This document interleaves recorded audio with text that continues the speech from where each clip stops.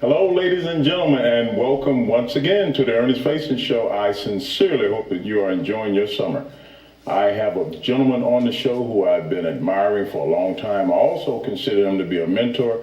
That's going to be the Honorable Mr. Harold Metz.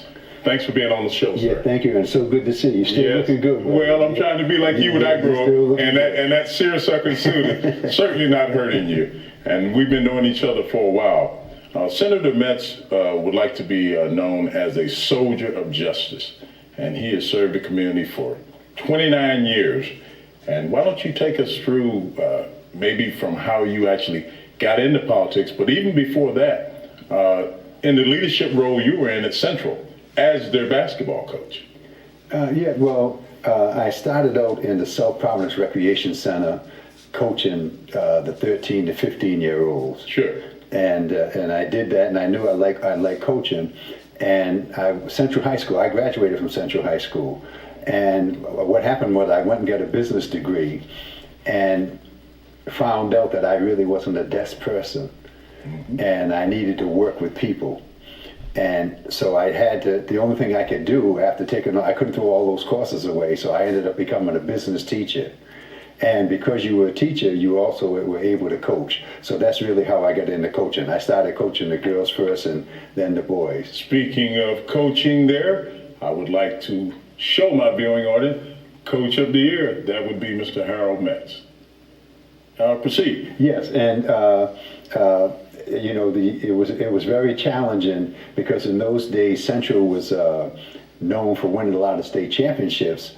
But unfortunately, some of the student athletes weren't paying attention to their student part of being the athlete. Right. And so I had to change the culture to be a true student athlete.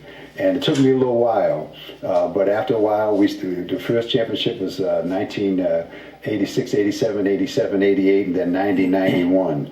But on those 80s teams, that's when Ed Cooley, the Providence College coach, he played for me in high school. Ladies and gentlemen, are you hearing this? Ed Cooley, who is now the Providence coach, basketball, played for this gentleman here, Mr. Ed Cooley. Yes, we're very, very, very proud of him. I'm sure. Very proud of him. He's done very well. Yes, he has. And who is that almost lured him away? Michigan. Who is it? They made him an offer, right? Yeah, they made him. Yeah, well, he's a dynamic coach, a dynamic personality, and I imagine there's a lot of schools that would love to have him. But his roots are in Rhode Island, and he made the commitment, and I had no doubts that he was going to stay. And how does that make you feel to know that you actually coached Ed Cooley? I mean, this is amazing. I mean, it shows something a little bit about you. Well, no, what it says is, and even Ed says it, we play it forward. In my life, I had many people help me and to guide me, and so we play it forward. And now it was my turn for that generation, and now I see him building and molding young men. So we all do it in our own way. That's right. Well said. You're watching the Ernest Faison Show. PEG RITV has given me the opportunity to interview Senator Harold Metz, who I consider to be a mentor. We're just talking about some of his career highlights, including coaching Ed Cooley. That was wonderful. So as that went on, take me more through what happened as far as the progression. Well, the coaching, again, starting out in the South Providence Recreation Center, which is on Dudley Street, and running the summer leagues with the late Roosevelt Band. We ran the summer leagues for the kids for over 20 years. Okay. So Thomas O'Connor, the Honorable Thomas F. O'Connor Jr. was the city councilman at the time, and he needed people to run for the ward committee. So he said, Harold, can I put your name in? I said, sure, well, go ahead. Yeah, because we're good friends. I said, go ahead. So I ended up getting a lot of votes. And why did I get all the votes? It was years of community service. All those kids that had grown up and were adults, the parents remembered me giving trophies to the kids. So when I did run for office, I wasn't a stranger. People knew about my community service because I never knew that it would lead to being in the political arena. And then eventually, the Honorable Charles Walton, the first African-American senator in the state of Rhode Island, Lawrence E. Brown Jr., CPA. He was a councilman. Tommy O'Connor. They talked me into running for state representative, and I was apprehensive at the time. I wasn't sure. And they had in 1983. They had a Women's Day program. I go to the Congress Street Baptist Church. Sure. And our guest keynote speaker was the Congresswoman Shirley Chisholm, and the theme was "We've come this far. We've come this far by faith." And that was it. And so after she spoke, I said, Congresswoman, my friends want me to run for office. And she looked at me, she says, you run. And if you don't win, you run again. And if you don't win, you run again. So she gave me encouragement, and I ran for state representative, which was very difficult in those days if you wasn't the endorsed candidate. Right. So as the endorsed candidate, as the unendorsed candidate, I upset the apple cart and won by a small margin. But I do have to say, a cousin of mine, they had some prayer warriors that were praying for me. So so I was able to go be in the House of Representatives for 14 years. So 29 years later. And correct me if I don't want to be wrong, you also did some time in the military. Yeah, I was in the Rhode Island Army National Guard. You said from 70 to 76? Yeah, 70 to 76. Okay. Yeah, so that, you know. What was your MOS, just out of curiosity? Spec 4. Yeah. Yeah. What job did you have? You know, the artillery, what they call you, a gun bunny. So there's a team of us, a dozen of us on that big 105 howitzer. Yeah. On that howitzer, and you're a team, and you. Do you ever be like, huh? What was that? Huh? You had to wear your earplugs. Yes. Yes, for sure. That's interesting. And from there, you know, take me through what took place from there. Well. Certainly the teaching and the coaching. I coached the girls at Central at first before I coached the boys. So coaching was a big part of my life. And also the Lord was working with me. I also was ordained as a deacon. Right, which is a perfect segue. Certification of ordination. Ladies and gentlemen, this man has been ordained as a deacon. I'm not showing you the official document as to when that happened. He's not going to toot his own horn, so I will. This is a great man. So how did you feel about receiving this award? Well, it's part of the service. It's part of public service, because sure. I know I'm not going to be judged by my titles, houses, cars, clothes. I'm going to be judged by Matthew 25. What you do for the least. I was hungry and you fed me. I was naked, you clothed me. Thirsty, you gave me something to drink. I was a stranger and you took me in. I was sick and you came unto me. I was in prison and you came unto me. So those words to live by. Those are very, very wise words. Matthew 25. And I'm also I'm still involved. I don't go every Sunday. Second or fourth Sunday, I go to the prison. I'm a volunteer at the Medium One, and my wife and I, on most Fridays, we volunteer at a food pantry. Her name is Deus? Mm-hmm. Okay. And so we're retired now. Right, and also here you are delegating authority at Central. Somebody did something wrong or did something right, because you pointing the finger out there. There you were. Hey, the Jerry Carroll going there. Back in the day. Yeah. I think I had an afro back then. Yeah, that's all right. What year was this, by the way? That looks like the 90s. That might be the 80, late 80s, early 90s team. All right. And one of the things that I forgot to mention was I followed Bob Bailey as the desegregation specialist in the city of Providence. Which is another perfect segue. And Mr. Bailey, he's another one of your early mentors. He was a mentor. He ran the desegregation and DARE, Direct Action for Rights and Equality. DARE, right? Yeah, they made an award in Bob Bailey's name, and I was the recipient. And I was honored to be a recipient with something with Bob Bailey's name, because the desegregation specialist was the Title IV advisory specialist, equal opportunity officer. So I was special assistant to the superintendent, and I had to monitor the schools to make sure that they were racially balanced, because before, the Beacon Avenue School had no equipment, no books, and if you went across town into the white neighborhoods, they had all the equipment and all the books. So that's when the desegregation program came in. That's huge. And that's what Bob Bailey did. So Bob Bailey, so he plowed the ground. I just took over the job after he left. but he had really done all the work. So he really did a lot in Providence with civil rights. You're watching the Ernest Faison Show. I am your host, Ernest Faison. Again, I hope you are enjoying your summer. I'm joined by one of my personal mentors, the Honorable Mr. Harold Metz. He's a senator. And we know somebody who's very, very powerful in the state of Rhode Island, Mr. George Lima. And you know, all these awards, I would not have you bring your U-Haul truck because you got a bunch of them. I can only document a few of them because in the context of time. So I'm so honored to have you on the show. You know, it's a blessing. And in this time when we need a lot of, you know, African-American role models, I consider you to be one. So Thank you. It's a blessing. And not just for African-Americans, I think just for the underdog, the person who has not had, you know, the silver spoon in his mouth, so to speak. You are a soldier of justice, I think is what you called yourself. Yes, and a servant leader. And a servant leader. And a servant leader, and certainly that's my role at the State House, is looking out for poor and working people of all colors. That's a beautiful, of all colors, that's a beautiful. And a perfect example, 2 years ago, they cut the free bus passes for the elderly and the handicapped. And what happened was the attendance at the food pantry went down because people couldn't even have transportation to go pick up their food. And I'm proud to say that they made it a permanent part of the budget this year. Right.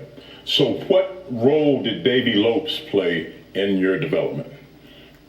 He lived on Dudley Street. We were good friends. Mm-hmm. So when his brothers would go to I never really went to California, but I loved Yeah, he played for the Dodgers. Who did he play for? Dodgers. Yeah, Davy Lopes played for the Dodgers, who's from right here in Providence, Rhode Island. Mm-hmm. And then getting back to George Lima.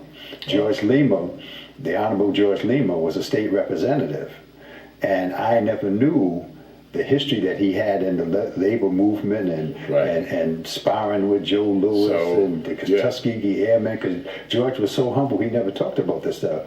But in 1988, we were both at the Democratic National Convention, and I was the delegate, George was the alternate, and we were there hold back on that one, because that's something that we really, really, really want to touch upon.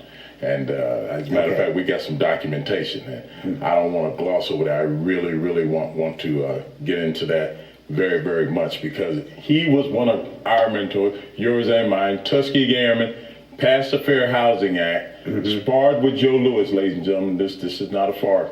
Played football with Duke Ellington's son. Helped pass, I think, one of the first, contracts in the United States. And I'm glad to say that we did a movie on him. And yours truly, will be the narrative voice. And the movie is called, one word, Black Men Can Fly. This is in reference to the fact that he was a Tuskegee Airman. And I was on the board of the Black Air Foundation. And were you as well? No. Yeah, you were definitely a consultant, though, if I recall, during that time. Yeah, I remember the calls. Yeah, absolutely. So we were mentored by a very, very powerful man. I know some of you on the sound of my voice have heard of that name, Mr. George Lima. Yeah. So, you know, we're honored, really, and we're honored to have you on the show as well. Yeah, thank you. You know, for sure. As we move forward, you know, I looked at some things that you had done also with this gun violence control, the coalition. Can you expound upon that just a little bit? Well, I think it was 2 years ago, the Second Amendment people, they figured they're law-abiding citizens and they shouldn't be punished for having weapons. And then we know the violence that's taking place in our community and around the world, even people going into churches, shooting up churches.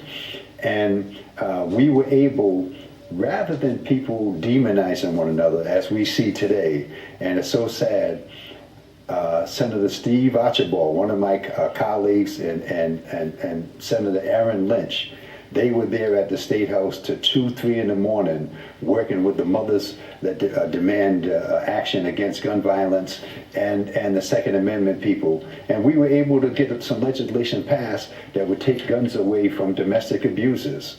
That was big, because right now everybody's so polarized, they don't want to work together. So for that legislation to pass, and both sides being willing to compromise, that was really a big accomplishment. Especially when you get pushback, the Second Amendment, because you got certain people in this country, I mean, you start talking about that Second Amendment, and the right to bear arms. I mean, you're NRA, Right. et cetera, et cetera. Did you get a lot of pushback from that? Oh yeah, they're standing up for their rights. And What's your thought on that, the right to bear arms? Because well, I own a firearm, and I mean legally, but what's your thought? it's a very difficult issue because when I go to a young person's funeral Right. or wake that's been killed by gun violence, I want them all, and I want to remove all the guns, and certainly the bill, it didn't pass this year, was no guns on school property, and it got held up in committee. And, no concealed, even the people that have the concealed weapons permits. Sure. So we don't want any guns in the school. That didn't pass. The sticking point was the 300-foot radius that they had, just being in the urban area. That could, So we're gonna revisit that. But certainly something has to be done to stem the tide of this gun violence. I totally agree. Especially when you look at Columbine and what happened there in Florida and all these other different places. Back in the day, you and I used to be able to go to school. It used to be a place where you could learn. I can't even imagine the mindset of these kids to know that possibly, God forbid me to say it, that I could be shot today. Well, I was in charge of the school safety plan. And having to train people what to do if there's someone with a gun in the building, and shelter in place, and lockdowns and all that other stuff. I mean, it's very, it's sad. It is. It's sad that the kids have to live under such kind of stress. Agreed. You are watching the Ernest Faison Show. I'm your host, Ernest Faison. PEG RITV has been so gracious to allow me to be on this show. I'm joined by the Honorable Senator Harold Metz. We're talking about various issues and subjects. The next thing I want to speak about was the political arena and Jesse Jackson and this T-shirt and what it represents. Mm-hmm. You want to expound on that a little bit? In 1988, I was a delegate for Jesse Jackson at the Democratic National Convention when he ran for president, and George Lima was the alternate. Our mentor, George Lima. Yes, so we were down in Atlanta when Jesse ran for president, which was part of the building block. Sure. To get that was part of the building block to. As a matter of fact, the hardest working man in show business would show Jesse Jackson. That's when he ran in '88. Yes. Yeah, and you were part of that. Yes, and so that's when he went to the Democratic, trying to get the nod, and his theme still resonates today. When you see all the apathy and the violence, and one group, the left polarized against the right, this, that, and the other, his message about keeping hope alive, that's really what it's all about. Because there's nothing worse than seeing a young person that doesn't have any hope. That's what hurts me the most. When you're young, you're supposed to have a lot of hope. Vigor and vim. Yeah. Which is the perfect segue for me to ask you, what would you say, because I consider you to be a role model. You've done a lot of different things. You're a state senator. I mean, you've been in the military. You've done you worn a lot of different hats. What would you say to a child who looks like us or who doesn't look like us, who has aspirations to go further? What would be your message to them? Education. You have to have a good education, and you have to have a spiritual base. Mm-hmm. You have to, certainly the deacon coming out of me. You got to know that there's a God that loves you. That's right. And that way we can have. That's the only peace that we're going to have. I like what you said, because you gave me some information with Nelson Mandela, and I quote: "Education is the most powerful weapon which you can use to change the world." Absolutely. Yeah. Because once it's learned, it cannot be taken away from you. Right. And then that's the biggest. If I had to say anything that I want our listeners, your listeners, to focus on. All right, shoot. The biggest. Let's have it. The biggest civil rights issue right now is equity in education. Massachusetts, 1993, someone sued in the Massachusetts Supreme Court. and because of the lack of funding, proper funding in education, and the Supreme Court told the legislature that you have to put more money in education. Now, what happened was Massachusetts now, 20 years later, has one of the best educational systems, kindergarten to grade 12, in the country. Someone tried to sue in Rhode Island. I forgot what year it was. And our Supreme Court threw it out because they said there's no equity language in our Constitution. So I'm a co-sponsor with Senator Picard from Woonsocket, and we tried to get it on the last election. We tried to get that on the ballot, a referendum to change the Constitution that has to be voted on. So we're trying to get equity language in our Constitution, because right now your education shouldn't be based on your zip code. Absolutely not. And so then I know everybody's aware and ashamed and upset now of all this finger pointing about all these low test scores in Providence. People, instead of pointing fingers, I like what the Black Panthers said in the 60s, because I'm a product of the 60s, said if you're not part of the solution, then you're part of the problem. So everybody has a role, whether you're a parent, a teacher, an administrator, an elected official. It takes a village. Yeah, yes, it does. It takes a village. Yes, it does. And so stop all this finger pointing. Stay in your lane, whatever your lane is. Do what you have to do, because that was my message when I met with some of my legislative colleagues in the Senate and House the other day. And the message was, we can't do it all. Let's just worry about what we can do at our level. And oh, by the way, I'd like to give a shout out to Scott, because Scott put this together. Scott, if you're watching, God bless you. Thank you for allowing me to have, again, Mr. Harold Metz on the show, because it was Scott who put this together. So I'd like to give a shout out to Scott. So I'd like to set up the mother lode now about the Pale and Senator Pale, and how important this letter was when you guys went down to Atlanta and what became of it. So I'm just gonna, put the ball in your court and let you run with that, because I know you got some official documents that you'd like to share based on something, ladies and gentlemen, that took place in the world that actually kind of shaped a part of Africa. Well, our mentor. That's the envelope, but I had to put George's pictures in. All right, now, during the Democratic National Convention, which was in what year? 1988. Okay. We went by, and George took me by his son's house, and in between, he, being a traveler all over, he knew people everywhere. So George took me to some soul food. Yeah, down in Pascal's hotel and restaurant, some soul food. So we were there for some fried chicken and some collard greens, so anyway, I'm going to say. I used to say it was by chance. It had to be by divine design. Someone came running out of one of the conference rooms and said, "Is there anybody here from Rhode Island? Anybody here from Rhode Island?" And so George said, "Yeah, we're from Rhode Island." This is very important, ladies and gentlemen, what he's saying right now. So they said, when you go back home, can you lobby Senator Pell? Because the bill against sanctions against the racist apartheid systems, we don't want state funds invested. Apartheid with F.W. de Klerk there over in South Africa. Yeah. And Mandela was still in jail at that time. Yeah, and so we didn't want state investments, and even at the national, investing in companies that did business with South Africa. So they said when we got home, being certainly part of the Black Caucus, we were working on that issue in Rhode Island as far as our state investments. And so George and I went to go see Senator Pell, and Senator Pell sent me a letter where basically he had some reservations, but he said he wasn't going to stand in the way of his constituents. And as fate would have it, it was a tie vote in his committee. And as chairman, he broke the tide, and the sanctions legislation went through. And that's these are the original letters. This is incredible what I'm holding in my hand now.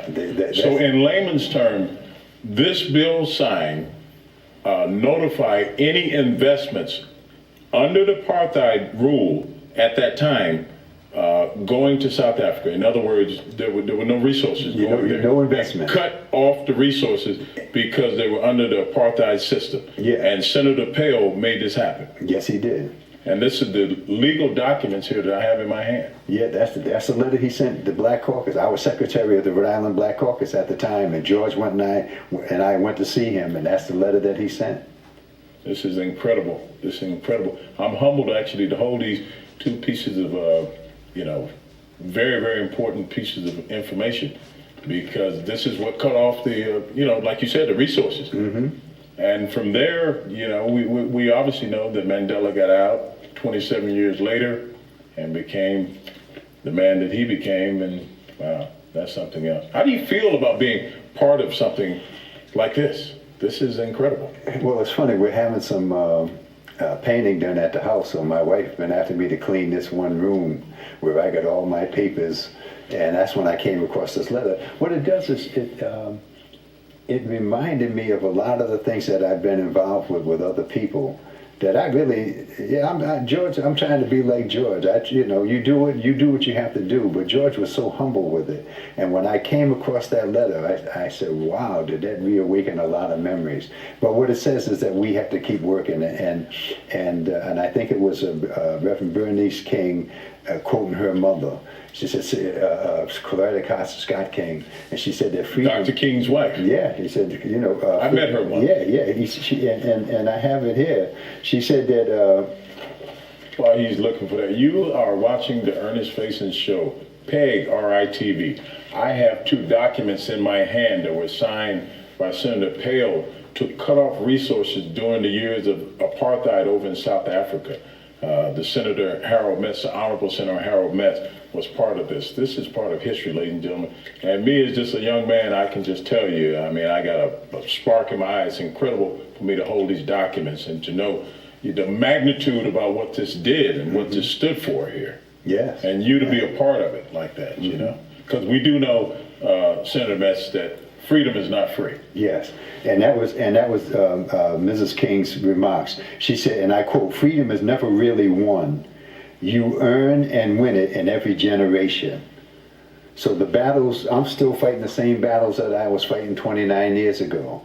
And the generation behind me and the generation behind them are going to be fighting the same battles for justice and equality.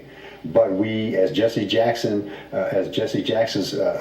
saying was at the time in 1988, keep hope alive. That's what we have to do. And then later on, then President Obama came along. He started talking about that.